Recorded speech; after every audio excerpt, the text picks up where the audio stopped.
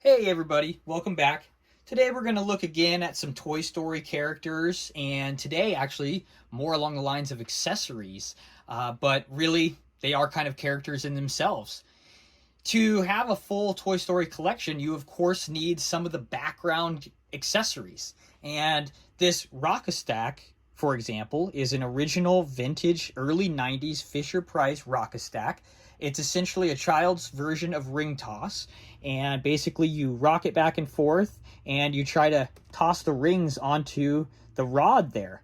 Really a cool piece, still in mint condition with the Fisher Price logo, and it adds that really nice color element with the rainbow rings. If you'll notice, actually, in Andy's room, that takes center stage in a very kind of background corner element of the scene, but it is there and it is screen accurate. Speaking of kind of background accessories that do take center stage in certain areas if you pay attention, is actually this Pixar ball. Now in the movie this is quite larger, but for my collection on a shelf, I think this small 4-inch version is absolutely perfect. You'll notice that this ball is actually in a few scenes in the movie. And when you see this yellow and blue with the red star ball, it just screams Pixar and Toy Story. So it's really a beautiful piece to have along with Woody and Buzz and all the guys. And another essential accessory to Toy Story 1 is, of course, this baby monitor receiver. You'll remember that Woody sits right down here and uses this volume control to hear the soldiers reporting at the birthday party downstairs.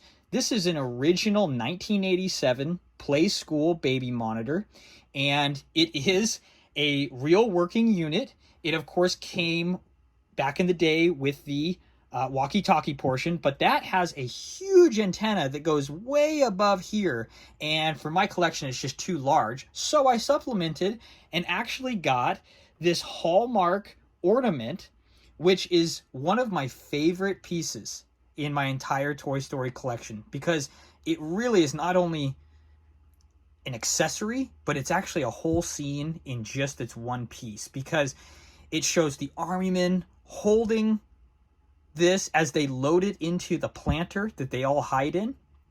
And not only that, but it also has screen accurate audio. Mission accomplished. Well done, men. Pack it up. We're going home. All right, men. Code red. Repeat. We are in code red.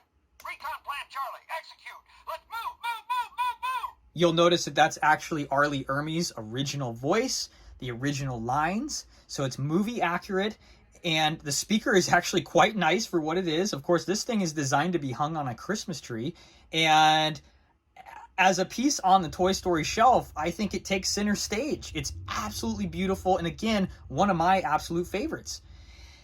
And last but not least, I think to finish that Toy Story 1 movie collection is you gotta have those little tykes, specifically the Toddle Tots fire engine. This is an original 1992, and I was lucky enough to get the one with all three characters, all three firefighters, and this one too is in mint condition. I was so happy to see that the Little Tykes logo is still, not scraped. It's still there, and it's still front and center.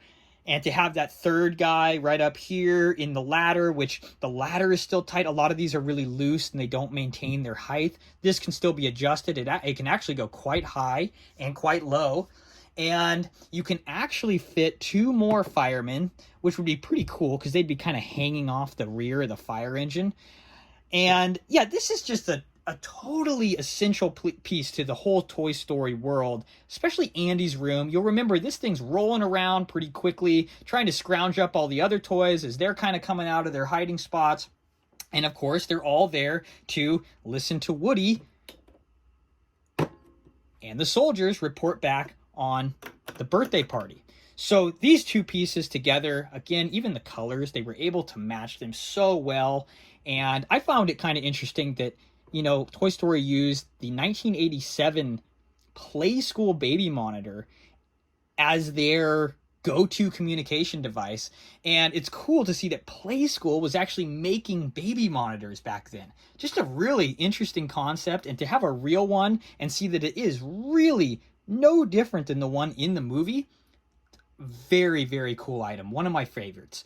Of course, you have to have a Woody next to this guy with his hand on the volume control, but I don't have that here because we're kind of focusing on just the background characters and the accessories today. But that does bring me to the point of later on this week, we will take a look at some of the different Woodies that I have and the different versions and the different attributes that they present, because there are so many Woodies out there, and some are extremely rare and sought after, and some are just not, but actually might look the best. So we'll take a look at the Woody collection later on this week. But for now, I really appreciate you coming by and taking a look at some of these more obscure characters and accessories from Toy Story 1.